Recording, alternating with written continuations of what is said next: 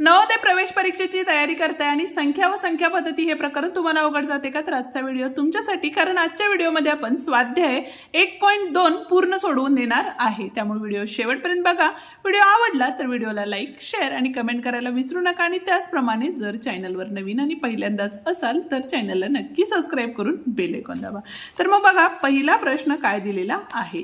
आता या ठिकाणी 17, 8, 21, 13, 41, 2, 27, 31, 51 या संख्यांपैकी मूळ संख्यांची बेरीज आहे असं विचारलेलं आहे. ठीक आहे, म्हणजेच आपल्याला काय करायचं आहे तर यातील मूळ संख्यांची बेरीज करायची. तर काय होईल बघा, या ठिकाणी 17 घेतले. ठीक आहे, त्याच्यानंतर मूळ संख्या येणारी कुठली आहे? 13 आहे.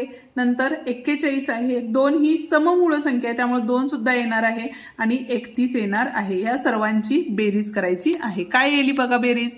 7 आणि 3 10, 11, 12 13 आणि 1 14, हाच्याला 1, 2 6, 6 आणि 3 किती झाले बघा? 9, 9 आणि 1 10, म्हणजे 104 हे काय असणार आहे? त्याचं उत्तर असणार आहे. ठीक आहे, बघूया आता दुसरा प्रश्न काय सांगितलेलं आहे बघा. तर पुढीलपैकी कोणते विधान बरोबर आहे असं विचारलेलं आहे. ठीक आहे, 0 ही विषम संख्या आहे का? 0 ही विषम संख्या नाही. 0 ही समसंख्या आहे का? नाही. 0 ही मूळ संख्या आहे का? नाही.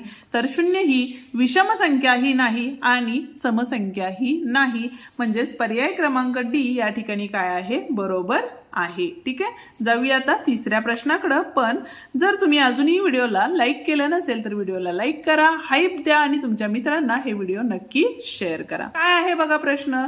तर 3 ची दर्शनी किंमत आणि 36,890 या संख्येतील 3 ची स्थानिक किंमत यातील फरक काढा. आता 3 ची स्थानिक किंमत किती असणार आहे या ठिकाणी? तर किती शून्य येणार बघा? 1 2 3 4, 1 2 3 4 आणि 3 ची दर्शनी किंमत ही काय असते? तीच असते. आता फरक म्हणजेच काय? तर वजाबाकी. ठीक आहे, इथं झाले 10, इथं 9, इथं 9, इथं 9 आणि इथं 2. 10 3 गेले, 7 राहिले. इथं 9 आले, इथं 9 आले, इथं सुद्धा किती आले? 9 आणि हे 2, म्हणजे 29,997. म्हणजेच पर्याय क्रमांक बी या ठिकाणी काय आहे? बरोबर आहे. ठीक आहे, 33 आणि 97 यांच्या बाबतीत पुढीलपैकी काय खरे आहे? ठीक आहे, दोन्ही मूळ संख्या आहेत का? तर 97 ही मूळ संख्या आहे, पण 33 मूळ संख्या आहे का? नाही. का? तर ती 3च्या पाड्यात येणारी संख्या आहे. बरोबर आहे, त्यामुळं दोन्ही सहमूळ संख्या आहेत का? तर हो. का? तर बघा, 33 जर अवयव पाडले तर 1 गुणिले 3 गुणिले 11 येतात आणि 97 ही मूळ संख्या असल्यामुळे 1 गुणिले 97 येणार आहे.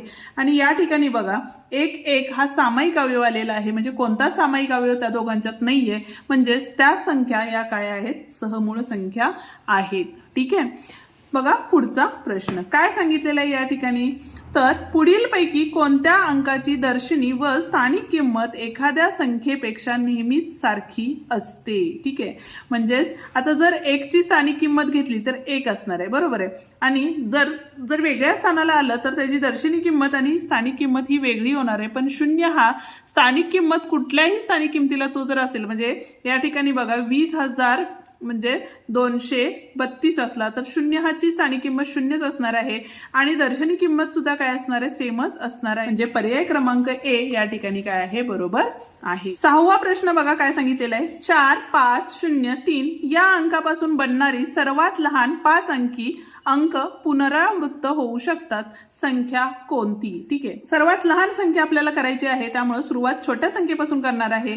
या ठिकाणी 3 दिलेला आहे. बरोबर आहे, त्याच्यानंतर 0 ही संख्या सर्वात छोटी असल्यामुळे ती 2 वेळा आपण वापरणार आहे आणि राहिलेल्या संख्या पुढे लिहून घेणार आहे. म्हणजे 30,045 ही काय असणार आहे? सर्वात लहान संख्या असणार आहे. म्हणजे पर्याय क्रमांक बी या ठिकाणी काय आहे? बरोबर आहे. ठीक आहे, आता जाऊया पुढच्या म्हणजे 7व्या प्रश्नाकडे. काय सांगितलेलं आहे बघा प्रश्न. तर n या नैसर्गिक संख्येच्या बाबतीत पुढीलपैकी कोणते विधान सत्य आहे? आता हे चिन्ह मोठ्याचे आहे, हे चिन्ह मोठी संख्या दर्शवते आणि हे चिन्ह लहान संख्या दर्शवते. ठीक आहे, आता इथं बघा n चा वर्ग हा मोठा असणार आहे का n च्या घनपेक्षा? नाही. ठीक आहे, n चा घन हा काय असणार आहे? n वर्ग पेक्षा मोठा असणार आहे. म्हणजे 2 चा घन हा 8 असतो, 2 चा वर्ग हा काय असतो? 4 असतो. म्हणजे हे विधान काय असणार आहे या ठिकाणी? सत्य असणार आहे. ठीक आहे, नाही. हे विधान सत्य असणार आहे का? नाही. का? तर इथं देताना आपल्याला काय सांगितलेलं आहे बघा, हे चिन्ह मोठी संख्या दर्शवतं. म्हणजे आपल्याला काय केलंय, विरोधाभास केलेला आहे. म्हणजेच पहिला पर्याय या ठिकाणी काय असणार आहे, बरोबर असणार आहे. ठीक आहे, त्यामुळे प्रश्न नेहमी व्यवस्थितच वाचायचा. या ठिकाणी आपला हा स्वाध्याय 1.2 पूर्ण होतो. आजचा व्हिडिओ तुम्हाला कसा वाटला ते कमेंट करून नक्की सांगा. उद्याच्या भागात आपण स्वाध्याय 1.3 पूर्ण सोडवून देणार आहे, त्यामुळं व्हिडिओ शेवटपर्यंत नक्की बघा. ठीक आहे, आणि बाकीचेही प्रकरण आपले शिकवून झालेले आहेत, त्याची लिंक खाली आपण डिस्क्रिप्शन मध्ये दिलेली आहे, ती तुम्ही बघू शकता. धन्यवाद.